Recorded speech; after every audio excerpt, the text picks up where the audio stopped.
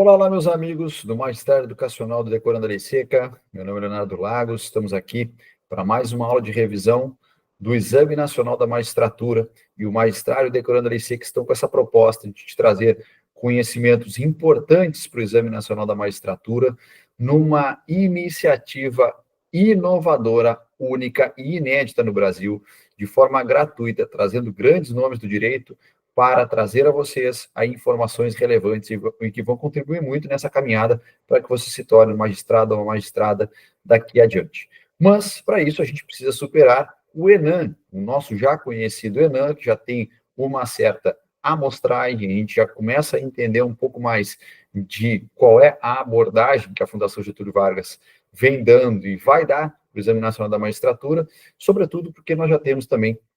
diversos concursos públicos realizados por essa banca, que vem ganhando espaço nesse setor que antes era ocupado por outras bancas. A FGV vem aí tomando esse espaço e a gente consegue, dessa forma, avaliar, mensurar e qualificar aí as suas questões, as suas predileções, as suas preferências. E, como não poderia ser diferente, nós fizemos um levantamento dos exames nacionais da magistratura, que já foram realizados, ainda são poucos, o nosso recorte é pequeno, mas ele é indicativo. Indicativo de que forma? Indicativo de que a FGV gosta de jurisprudência, não só de letra seca da lei, como não podia deixar de ser diferente numa prova de cunho objetivo, mas 30% dos ENAMs, em torno de 30% dos ENAMs que já foram realizados, cobraram questões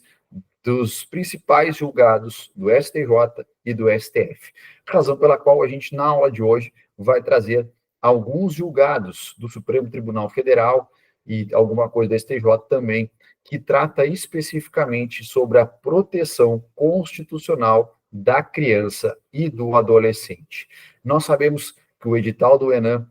que agora por nós já é compreendido, ele, no que tange ao direito constitucional, ele é um pouco diferente do habitual, do padrão. Sobretudo, por exemplo, porque dentro do direito constitucional está previsto ali o processo penal e várias outras matérias que não estão destacadas enquanto disciplinas próprias, constam dentro da disciplina de direito constitucional. Então, a gente vai compartilhar a tela aqui para começar a conversar sobre a temática da aula de hoje, da nossa revisão do ENAM, do Magistrado Decorando a Lei Seca, a nossa aula 2, Direito Constitucional, vai tratar da proteção constitucional da criança e do adolescente. Então, por que nós escolhemos esse tema? Que é um tema bem pontual. A aula de hoje não será uma aula sobre o Estatuto da Criança e Adolescente e não será uma aula extensa sobre todas as questões que daí decorrem. Nós pincelamos dentro do edital de Direito Constitucional o item 8. O item 8, vejam só como ele é bastante amplo, parece pouca coisa, mas não é. Ele trata dos direitos fundamentais sociais, do princípio da proibição do retrocesso, da garantia do mínimo existencial, do direito à saúde, assistência e previdência sociais, do direito à alimentação, moradia, educação e lazer, o direito ao trabalho, o direito ao meio ambiente saudável e equilibrado, o direito à proteção da infância e da juventude, da maternidade e do idoso, o direito à cultura e ao patrimônio histórico-cultural, o direito à proteção dos povos originários, das pessoas negras e das pessoas com deficiência. Então, esse item 8 da disciplina de direito constitucional é bastante abrangente, vejam só. E a gente achou pertinente pincelar o direito à proteção da infância e da juventude e destacar para vocês aqui alguns julgados, são 7, 8 julgados que a gente traz aqui dos tribunais superiores, notadamente do Supremo Tribunal Federal, porque o viés que a gente deu aqui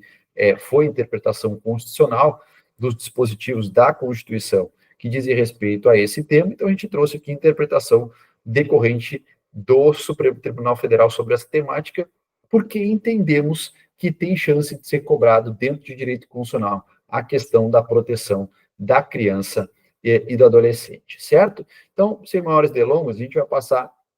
para esses principais entendimentos. Antes, porém, a gente pincela aqui para vocês, e é evidente que eu não vou ficar fazendo a leitura de todos os dispositivos constitucionais que tratam da proteção da criança e adolescente, mas a gente destacou aqui os principais artigos que vocês devem ler. Quanto a esse item do edital, deixa eu só voltar aqui uma casinha. Quanto a esse item do edital, o direito à proteção da infância e da juventude, vocês precisam ler esses dispositivos constitucionais que a gente destacou aqui. Esse é o primeiro passo no estudo dessa disciplina. Depois de ler aqui, vocês podem passar para complementar o estudo da letra seca da Constituição com os principais julgados do STF sobre a temática, e não tenho dúvida, os principais estão abrangidos aqui na aula de hoje. Então, vocês precisam passar os olhos aqui no artigo 227, caput, no seu parágrafo 1º, no parágrafo 3º e seus incisos, no parágrafo 4º, no parágrafo 5º, no parágrafo 6º, no parágrafo 7º, no parágrafo 8º, no artigo 228 e no artigo 229. Esses são os principais dispositivos constitucionais, e eu vou fazer leitura aqui apenas do artigo 227, caput, que inaugura esse trecho da Constituição que trata do tema que nós estamos aqui trabalhando. É dever da família, da sociedade e do Estado assegurar à criança, ao adolescente e ao jovem, com absoluta prioridade, o direito à vida, à saúde, à alimentação, à educação, ao lazer, à profissionalização, à cultura, à dignidade, ao respeito, à liberdade e à convivência familiar e comunitária, além de colocá-los a salvo de toda forma de negligência, discriminação, exploração, violência, crueldade e opressão. Vejam a força desse dispositivo constitucional, artigo 227. E daqui decorrem muitas interpretações do Supremo Tribunal Federal. E nesse dispositivo, ele fala com absoluta prioridade. Eu não tenho conhecimento, até não fiz essa pesquisa, e agora, comentando esse dispositivo, eu não me recordo de outra passagem da Constituição que tenha essa referência à absoluta prioridade. Nos parece que a absoluta prioridade é uma prioridade que se sobrepõe a outras prioridades. Então, se nós tivéssemos aqui um nível de importância das prioridades constitucionais, a proteção à criança, ao adolescente e ao jovem estaria no topo das prioridades constitucionais. Não à toa nós destacamos esse ponto aqui para a gente falar na aula de hoje. O dever da família, da sociedade e do Estado de assegurar à criança, ao adolescente e ao jovem com absoluta prioridade, tudo isso que nós acabamos de ler, e vamos, portanto, avaliar os desdobramentos jurisprudenciais da Suprema Corte a partir desses dispositivos que nós aqui estamos fazendo referência. E, de novo, reforço, quando começarem a estudar o item 8 do edital, lá no que tange a proteção da criança e do adolescente, comecem lendo esses dispositivos. Depois de lerem esses dispositivos, vocês passam para avaliar o nosso material aqui no que tange aos principais julgados do Supremo Tribunal Federal sobre a temática, certo? Primeiro julgado, então, da aula de hoje, licença maternidade ao pai genitor monoparental. O Supremo enfrentou essa questão no recurso ordinário 1.348.854, ao enfrentar e fixar a tese do tema 1182. E disse o Supremo o seguinte: à luz do artigo 227 da Constituição, já está aqui o artigo 227, que a gente acabou de fazer a leitura, veja a importância dele, que confere proteção integral da criança com absoluta prioridade e do princípio da paternidade responsável, a licença maternidade, prevista no artigo 7º, inciso 18 da Constituição, e regulamentada pelo artigo 207 da Lei 8.112 de 90, que é o Estatuto dos Servidores Civis da União, estende-se ao pai genitor monoparental. O direito à convivência familiar e o melhor interesse da criança justificam a extensão do direito à licença maternidade aos genitores monoparentais, sejam eles estatutários, militares ou temporários. Essas foram as teses aqui, as conclusões do Supremo Tribunal Federal sobre a temática, e a gente traz aqui a extrações de alguns trechos, né, desse julgado do Supremo Tribunal Federal, que vão nos auxiliar a compreender o que estava em jogo aqui, o que foi discutido, para melhor compreendermos a conclusão do Supremo. O recurso extraordinário em que se discutiu, à luz de diversos artigos constitucionais, a possibilidade ou não de se estender o benefício do salário maternidade pelo prazo de 180 dias, previsto no artigo 207 do Estatuto dos Servidores Civis da União, ao pai solteiro de crianças geradas através de procedimento de fertilização in vitro e utilização de barriga de aluguel, por analogia à Lei 2.873/2013, ante a ausência de previsão expressa na Constituição Federal ou na legislação infraconstitucional de regência e da necessidade de fonte de custeio para suportar a extensão do benefício. A circunstância, disse o Supremo, de as crianças terem sido geradas por meio de fertilização in vitro e utilização de barriga de aluguel mostra-se irrelevante, pois se a licença adotante é assegurada a homens e a mulheres indistintamente, não há razão lógica para que a licença e o salário maternidade não seja estendido ao homem quando do nascimento dos filhos biológicos que serão criados unicamente pelo pai. Entendimento contrário afronta os princípios do melhor interesse da criança, da razoabilidade e da isonomia. Então, o pai que resolveu ser pai sozinho de uma criança, que para tanto fez o procedimento da fertilização in vitro, a chamada FIV, e para tanto utilizou uma barriga de aluguel, legalmente regulamentada e permitida pela legislação infraconstitucional, tem direito ao gozo da licença maternidade no período equivalente ou igual ao período que a mãe teria por principalmente respeitar ao melhor interesse da criança, pensando na criança. É importante ter o pai ao seu lado nessa situação, quanto mais tempo possível, melhor. Certo? Então, licença maternidade ao pai genitor, pode-se estender esse direito que, em princípio, era previsto para a mãe, nesses casos que nós acabamos aqui de trabalhar, certo? Então, essa é a tese do tema 1182 do Supremo Tribunal Federal. Adiante, segundo julgado, também bastante interessante, do Supremo Tribunal Federal,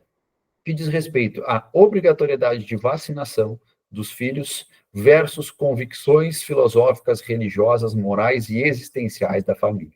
Isso foi enfrentado pelo Supremo Tribunal Federal no agravo em recurso ordinário 1.267.879, quando restou definido aqui o tema, a tese fixada no tema 1103. Qual foi a tese fixada no entendimento a que chegou o Supremo Tribunal Federal, pessoal? É constitucional a obrigatoriedade de imunização por meio de vacina que, registrada em órgão de vigilância sanitária, tenha sido incluída no Programa Nacional de Imunizações, ou 2, tenha sua aplicação obrigatória determinada em lei, ou 3, seja objeto de determinação da União, Estado, Distrito Federal ou município, com base em consenso médico-científico. Em tais casos, não se caracteriza a violação à liberdade de consciência e de convicção filosófica dos pais ou responsáveis, nem tampouco ao poder familiar. Então, prevalece nessas 3 situações, em que há uma vacina registrada na vigilância sanitária, que tenha sido incluída em Programa Nacional de Imunização, ou que tenha previsão legal de sua aplicação, ou que, por determinação dos entes federativos, deva ser aplicada com base em consenso médico, essa obrigação não viola as convicções filosóficas ou religiosas, morais e existenciais dos pais ou responsáveis. Portanto, é constitucional a obrigação de se vacinar e imunizar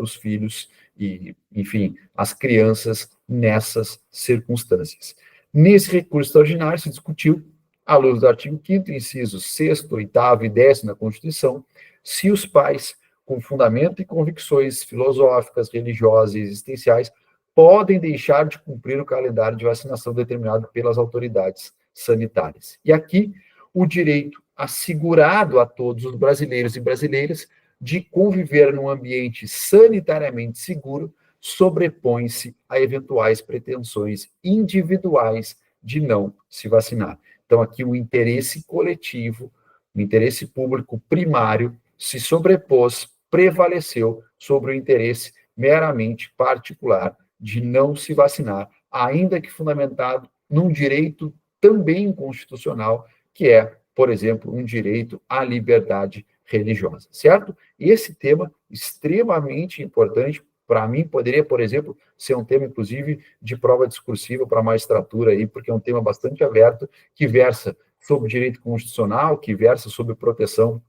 da criança também, Então, portanto, teria bastante espaço para o candidato discorrer sobre essa temática. E vocês, daqui a pouco, enquanto juízes estaduais, se for à vontade de vocês, serão juízes da infância, e provavelmente terão que enfrentar, hora ou outra, essas questões. Portanto, saibam o entendimento do Supremo Tribunal Federal, e por ser um tema relevante, nós achamos que é um tema que tem cara de prova, ou prova objetiva, ou até mesmo uma prova discursiva, certo? Terceiro julgado, ensino domiciliar, também chamado de homeschooling, e a interpretação constitucional dada pelo Supremo sobre a temática. A Suprema Corte, julgando o recurso extraordinário 888.815, fixou a tese no tema 822, no sentido que não existe direito público subjetivo do aluno ou de sua família ao ensino domiciliar inexistente na legislação brasileira. Ou seja, pessoal, não há direito adquirido, vamos assim dizer, ao ensino domiciliar. Embora a Constituição Federal não vede de forma absoluta o ensino domiciliar, proíbe qualquer de suas espécies que não respeite o dever de solidariedade entre família e o Estado como núcleo principal à formação educacional das crianças, jovens e adolescentes. O que o Supremo vem dizendo, na verdade, é que ainda não há legislação regulamentando essa temática. E, segundo o Supremo Tribunal Federal, a matéria sobre o ensino domiciliar é de competência legislativa privativa da União, ou seja, a autorização do homeschooling, que ainda não existe, deve se dar por lei federal. Então, de nada adianta um Estado, o Distrito Federal ou qualquer município que seja no Brasil autorizar o homeschooling, porquanto a competência legislativa para essa matéria é privativa da União, haveria, portanto, aí vício de inconstitucionalidade em qualquer norma que não fosse federal, tratando sobre essa questão. Nesse recurso extraordinário, pessoal, se discutiu, à luz de diversos artigos da Constituição, a possibilidade de o ensino domiciliar ser proibido pelo Estado ou viabilizado como meio lícito de cumprimento pela família do dever de prover a educação. E o Supremo, portanto, para concluir, entende que a Constituição não veda o homeschooling, o ensino domiciliar, mas, em contrapartida, também não há o direito subjetivo a isso, porque demanda uma regulamentação federal que ainda não existe. Enquanto não houver a regulamentação federal, não se pode trocar o ensino aqui, que é fornecido pelo Estado ou regulamentado pelo Estado, para aquele ensino exclusivamente domiciliar. E teve uma norma, se não me falha a memória, do Estado de Santa Catarina, não tenho certeza, mas acredito que sim, que seja do Estado de Santa Catarina, que tratou dessa temática, que foi considerada inconstitucional, justamente porque a competência da União. E eu acredito que uma questão que pode vir a ser cobrada no Exame Nacional da Magistratura é sobre eventual norma estadual tratando dessa temática e a sua constitucionalidade, certo? E você já sabe que norma nesse sentido seria inconstitucional, porquanto a competência é privativa da União para tratar sobre isso, certo? Próximo julgado. Expulsão de estrangeiro e adoção ou reconhecimento posterior de filho. Isso foi tratado pelo Supremo Tribunal Federal no recurso extraordinário 608.898, quando definiu a tese no tema 373. E aí vejam o que disse o Supremo Tribunal Federal. Primeiro, para entender a tese, vamos fazer a leitura do que dizia o Estatuto do Estrangeiro, que já está revogado, a Lei 6.815 de 1980, no artigo 75, parágrafo 1º, dizia o seguinte: nesse trecho,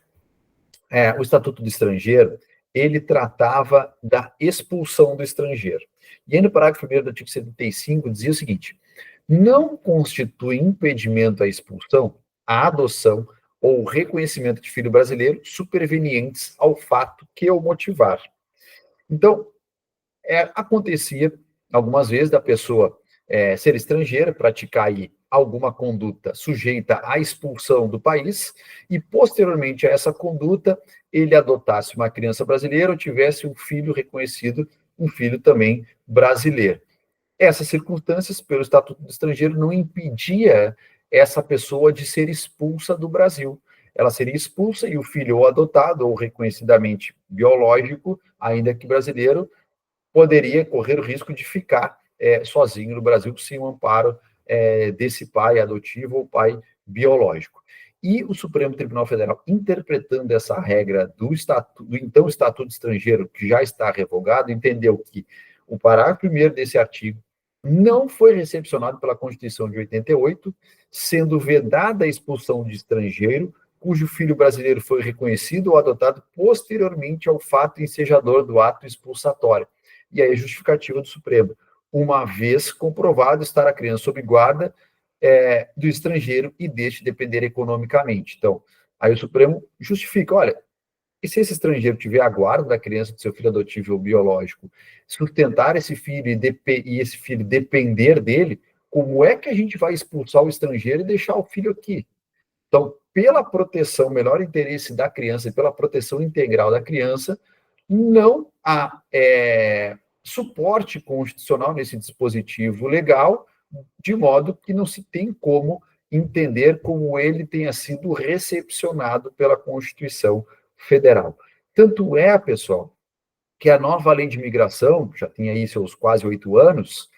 não repetiu esse dispositivo legal. E lá no artigo 55, quando dispôs que não se procederá à expulsão, fala, inciso 2º, a linha A, quando o expulsando tiver filho brasileiro que esteja sob sua guarda ou dependência econômica ou socioafetiva ou tiver pessoa brasileira sob sua tutela. Então, a nova lei de imigração já encampa esse entendimento do Supremo Tribunal Federal,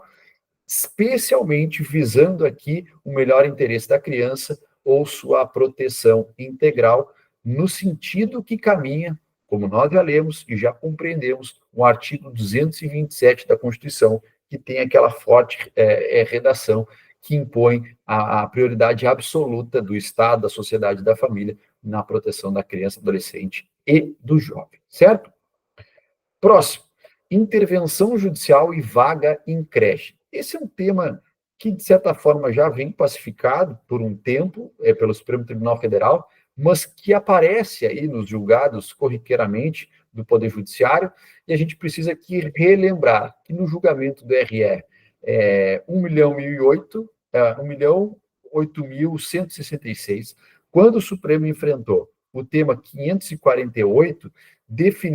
já havia definido que o poder público deveria garantir matrículas para crianças em creches e pré-escolas até 5 anos de idade. Então, aqui o Supremo já tinha dito, olha, tem que haver creche e pré-escola para criança até 5 anos. E aí, recentemente, o Judiciário, fazendo a interpretação do tema 548, vem entendendo que, dada a máxima efetividade ao artigo 208, inciso 4 da Constituição, que trata do direito à educação, e do artigo 227, que nós já fizemos a leitura, em defesa do direito à educação básica, devendo ser respeitado o tratamento isonômico em relação a todas as crianças e adolescentes, quanto à matrícula em escolas próximas às suas residências, com ampliação da oferta de vaga nas instituições de ensino. Então, o Supremo vem entendendo que deve ser assegurado vagas em escolas públicas próximas às residências das crianças, por força do disposto no artigo 208, inciso 4º, o artigo 227 da Constituição, e também pelo já decidido lá no tema 548 pelo Supremo Tribunal Federal. E uma passagem da ementa desse julgado, do RE 1.301.366, dispôs que o Poder Judiciário, em situações excepcionais, pode determinar que a administração pública adote medidas assecuratórias de direitos constitucionalmente reconhecidos como essenciais, sem que isso configure violação do princípio da separação dos poderes, uma vez que não se trata de ingerência ilegítima de um poder na esfera do outro, mas sim, e aí agora eu complemento, de prover a determinação constitucional, sobretudo do artigo 227, que trata com absoluta prioridade, deixa eu até voltar aqui, pessoal, com absoluta prioridade o direito à vida, à saúde, à alimentação, à educação, ao lazer, à profissionalização, à cultura, à dignidade, ao respeito, à liberdade, à convivência familiar e comunitária, além de colocá-los à salvo de toda negligência, discriminação, exploração, violência e crueldade e opressão. Artigo forte sendo aplicado pelo Supremo Tribunal Federal, aqui no que tange a vagas em creche, para escolas, sobretudo próximas às residências dessas famílias. A intervenção judicial, nesse particular, não viola a separação dos poderes, uma vez que não há ingerência indevida, mas sim apenas fazer valer, fazer cumprir os ditames constitucionais, certo? Opa, aqui, penúltimo julgado. Redução da jornada de servidor público que tenha filho portador de deficiência. O Supremo enfrentou isso no recurso ordinário 1.237.867, quando fixou a tese no tema 1097. Nesse recurso ordinário, pessoal, se discutiu, à luz da Convenção Internacional sobre os Direitos das Pessoas com Deficiência, aprovada nos termos do artigo 5º, parágrafo 3º da Constituição, a possibilidade de redução de carga horária de servidor público que tenha filho ou dependente portador de deficiência, quando inexistente previsão legal de tal benefício. Embora, pessoal, essa proteção seja ao filho portador de deficiência, e não necessariamente criança e adolescente, porque pode ser até um filho maior de idade, geralmente se pleiteia isso quando o filho ainda é jovem, né, uma criança ou é um adolescente. Então, acho que os temas se conversam, por isso que eu trouxe aqui o entendimento. Então, era comum, pessoal, que estatutos de servidores estaduais e municipais não contivessem previsão de redução de jornada de trabalho para esses servidores que tivessem filhos portadores de deficiência, como prevê o Estatuto do Servidor Público Federal. E aí o Supremo Tribunal Federal concluiu no tema 1097 o seguinte: fica assegurado aos servidores estaduais e municipais com filhos com deficiência o direito à redução de 30% a 50% da jornada, sem redução da remuneração e sem necessidade de compensação, por analogia ao previsto no Estatuto do Servidor Público Federal, sendo legítima a aplicação da Lei Federal aos servidores dos estados e municípios, diante do princípio da igualdade substancial previsto na Constituição e na Convenção Internacional sobre o Direito das Pessoas com Deficiência. É servidor municipal, tem filho com deficiência, o Estatuto Municipal não prevê redução de jornada, o Supremo, no tema 1097, diz que pode aplicar a legislação federal a esse servidor municipal ou a servidor estadual, quando inexistente regra similar nos estatutos próprios, sobretudo em razão do princípio da igualdade substancial, da interpretação constitucional e da Convenção Internacional sobre Direitos das Pessoas com Deficiência. Então, tema legal também, que envolve o direito constitucional,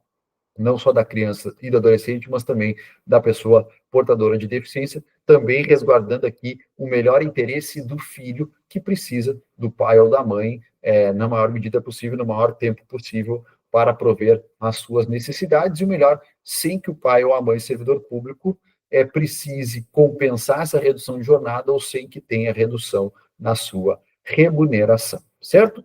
E o último julgado, pessoal, que a gente traz aqui para conhecimento de vocês, sobre proteção constitucional da criança e adolescente à luz do Supremo Tribunal Federal, diz respeito à ADI 5326, que ainda não teve mérito julgado, mas que teve uma decisão cautelar bastante relevante, que trata do trabalho artístico da criança e a competência judicial para analisar, para conceder o alvará, permitindo que a criança desempenhe trabalhos artísticos. Isso é bastante comum com crianças que trabalham na televisão. Tem que pedir autorização judicial para que essas crianças desempenhem aquela função, por exemplo, e vai aparecer na televisão para o Brasil inteiro e daí por diante. Houve uma discussão sobre a justiça competente para analisar esses pedidos de autorização de trabalho artístico da criança. E é um tema importante para o ENAM, me parece, porque o Exame Nacional da Magistratura serve tanto, né, para quem pretende ser magistrado do trabalho, magistrado estadual, magistrado federal, daí por diante, e houve uma norma infralegal, se eu não me engano, de competência da Justiça do Trabalho, que definia que era da Justiça do Trabalho a competência para analisar esses pedidos de autorização para trabalho artístico da criança. E foi ajuizada uma ADI contra essa norma, que, embora uma norma infralegal, ela tinha efeitos concretos, de modo portanto, fazia às vezes de lei, portanto, pôde ser objeto de ADI, e em sede cautelar foi um julgado bastante conhecido, bastante famoso, ainda aguardo mérito, mas por estar, de certa forma, consolidado já esse entendimento desde agora, é possível que se cobre em prova de concurso público. Se entendeu, portanto, ainda que em sede cautelar, que o trabalho artístico para as crianças tem que ser autorizado pela Justiça Comum por meio de suas varas especializadas da infância e da juventude e não pela Justiça do Trabalho. Aqui se entendeu ausente controvérsia a envolver a relação de trabalho, portanto, compete ao juízo da infância e da juventude, inserido no âmbito da justiça comum, apreciar, no campo da jurisdição voluntária, pedido de autorização visando a participação de crianças e adolescentes em eventos de caráter artísticos. E ainda, já relator, que agora me falta a memória, quem foi o relator que conferiu aí a cautelar, já destacou que a participação de crianças em representações artísticas deve ser examinada, em harmonia com os direitos à saúde, educação, lazer e outros. Trata-se de uma avaliação holística em que o juiz deve investigar se a atividade coloca em risco o adequado desenvolvimento da criança. E aqui vão avaliar a atividade em si que ela vai desempenhar, a carga horária, a forma de remuneração, e daí por diante é uma análise bastante séria, bastante cuidadosa, que o juiz da infância e da juventude, da Justiça Comum Estadual, terá que realizar, porque, segundo o Supremo, na Lei 5326, é dele a competência para autorizar o trabalho artístico da criança e não da Justiça do Trabalho.